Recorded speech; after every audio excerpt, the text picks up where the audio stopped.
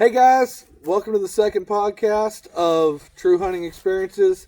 I'm Colton Gould, the Unorthodox Hunter. I'm joined by my dad, Jimmy Gould, the Deerman, and Kale, our newest host for True Hunting Experiences. Guys, Kale, with this being your first time kind of hosting for us and shooting today, what was your initial thoughts? It was definitely a true hunting experience, put it that way. Well, in what ways do you mean, true hunting experience? What's the things you like I made it feel like hunting to you? I like that the score rings were more for, ethical kills instead of just, your typical 3D shoots is what I liked about it. Right. Well, the way we used your property and the lanes that you had out here, did you like the way we set it up? I did. They were good. They were good. Hard shots, but they were clean shots.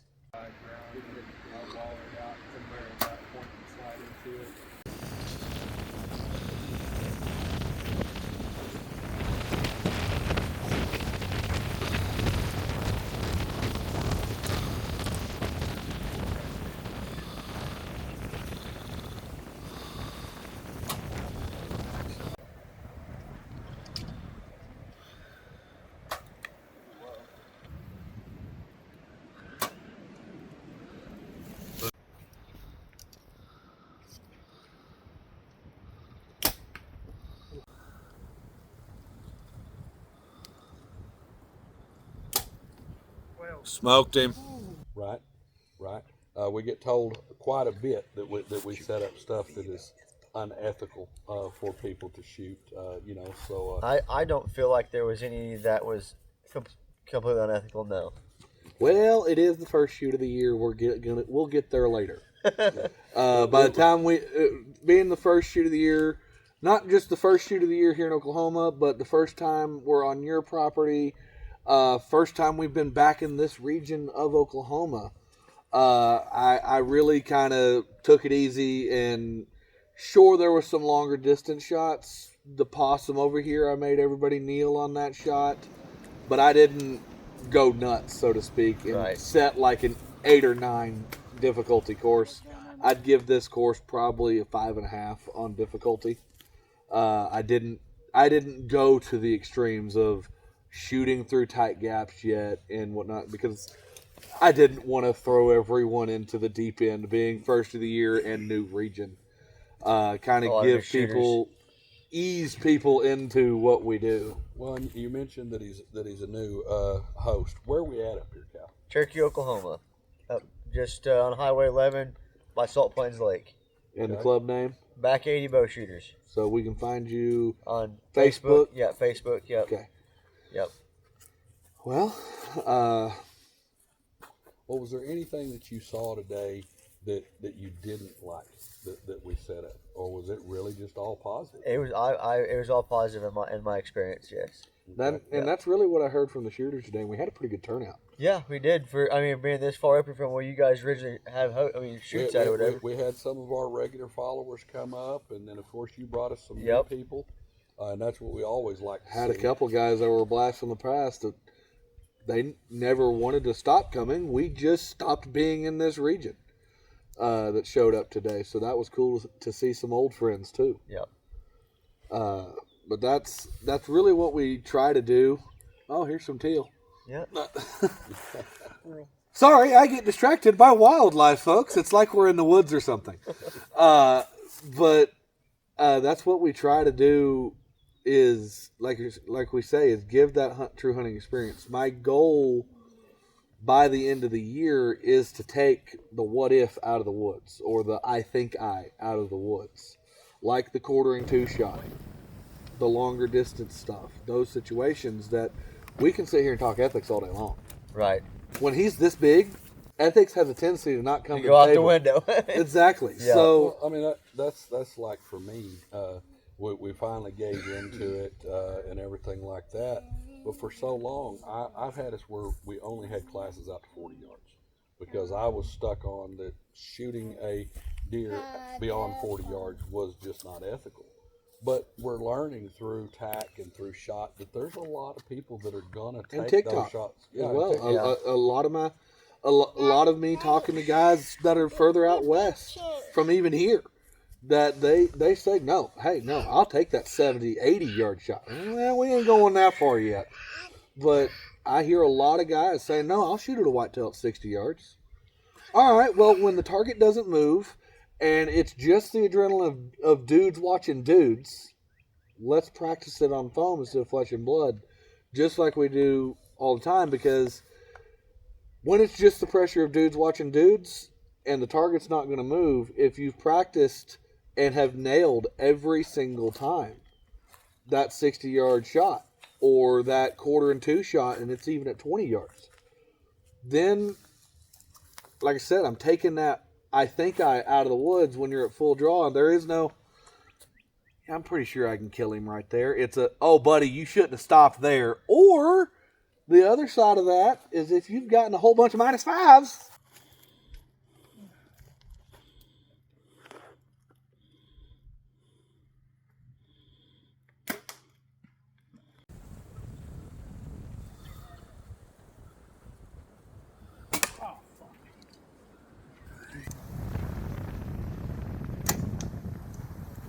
You've taken that shot 10 times this year, and 8 of them were -5s. You're going to be at full draw and go, Nope. no, he Not needs gonna to wound move. it. Right. I either need to get closer or he needs to turn something. Yeah. Well, we even, heard today from the women that shot that they really had a good time with it, and Yes. and that they thought that it was, a pleasurable experience. Yeah, I shot with 2 women today, and they both enjoyed it. Both probably come back out and shoot tomorrow even.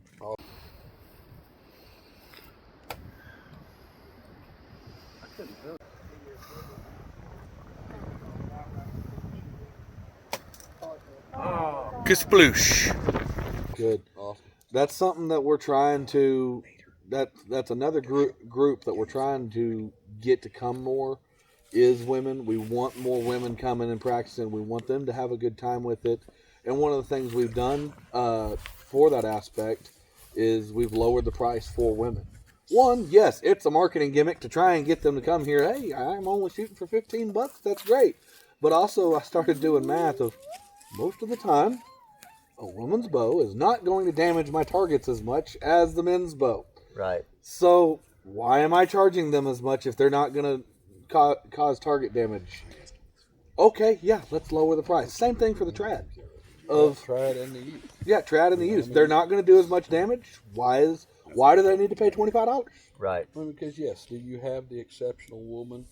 Do you have the exceptional trad guy? Do you have the exceptional youth that's going to show up that, hey, they're going to center punch everything? And they're somehow pulling 70 pounds? I mean, sure. Okay. You're going to have some of that, but we're talking in general. Overall. Yeah. Especially the women that are coming out here, not necessarily because it's what they love, but because they're coming to spend time with their husband or their boyfriend. Right.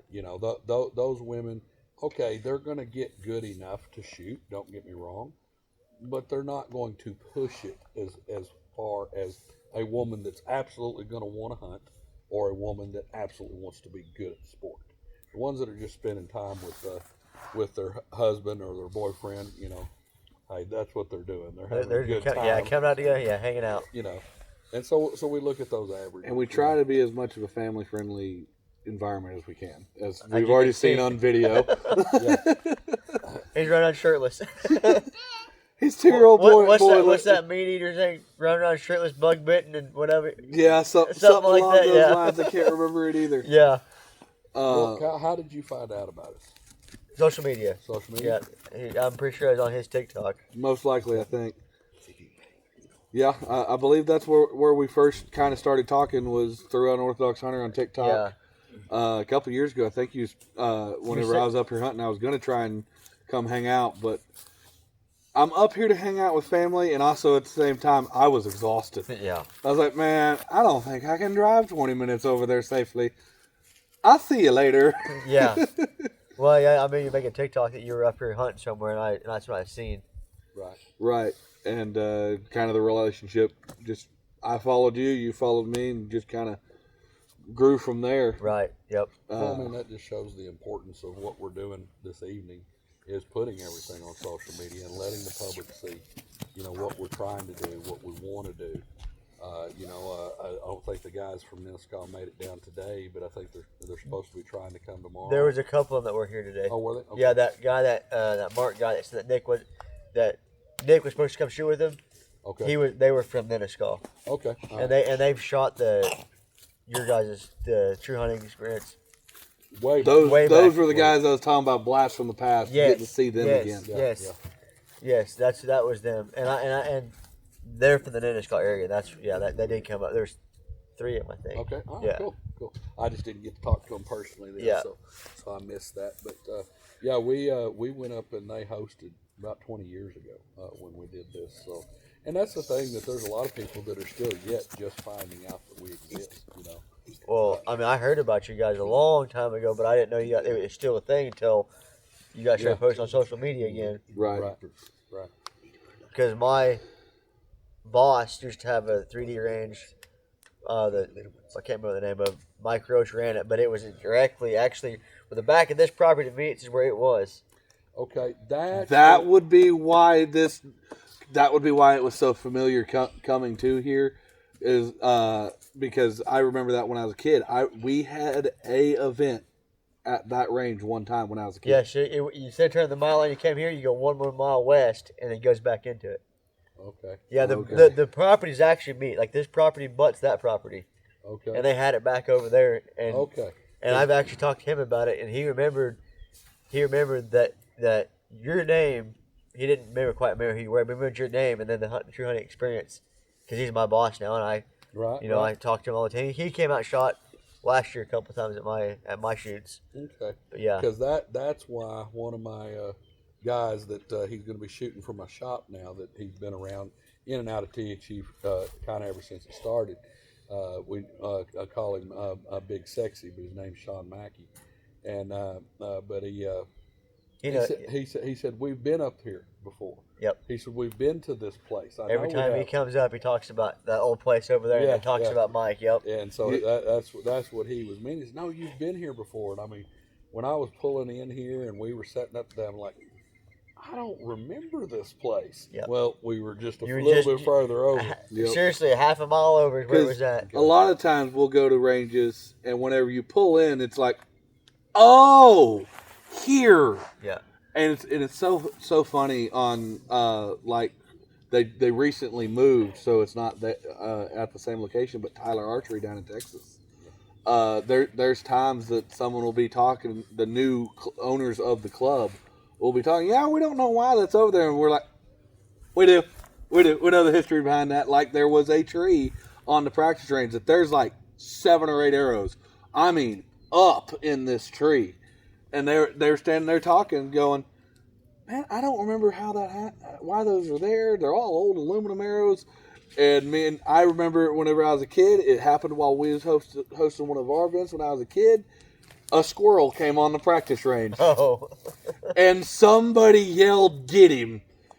And nobody hit him all the way up this freaking tree. But they're 20, 25 years later, now they're sitting there going, why are there arrows in this tree? And we're like, I know why. I know more about your range than you do. That's funny. Yeah, we did do the same thing down in Duncan, Oklahoma here. Right. I was telling some of the members that when they were hosting for us, I said, y'all do know that old practice range, they don't use it anymore because they're not as big a club as they once were. But over in the front corner, he's right there if you're looking for him. Right there in the center. And I asked them if they knew that their practice bags, that they were at once upon a time really nice covered, practice bag areas to hang the practice bags. I said, And concreted in the ground. Yeah, I said, did you know that they are set at 18 for 20? They're set at for 30. They're set at 32. Then at 40 is set at 38, and then 50 is set at 52.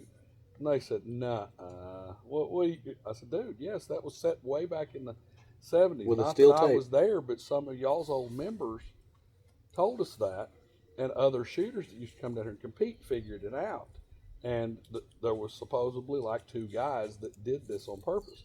Well, the members was like, I don't know about that. Well, then they One of them ran over there with a rangefinder. And they went and clicked it, and they said, "Oh my God, it really is." But we still didn't know the story. And Of then actually what the happened. last year that they hosted for us, this older gentleman come in who He's said in his 90s. said he had been a member when it was on the other side of the road by the lake, and then the state moved them to that side of the road, you know.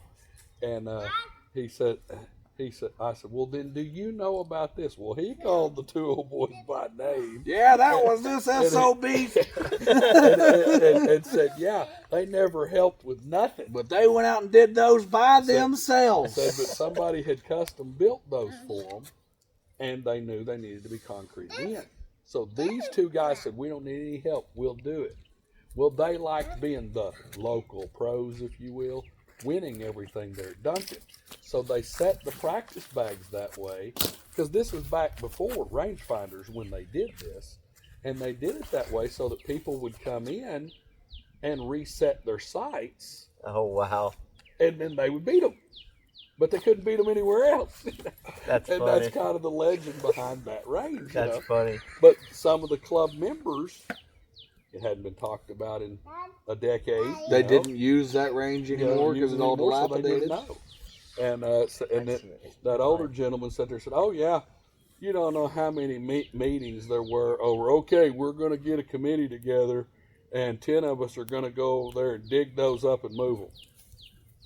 The But two guys would nobody show ever up. thought it was hard enough to, you know, that it was important enough to go move those. That's funny. So But lots so- of history out here when you've been doing it for, you know, I've been doing this since 1999, and Colton was born in '98.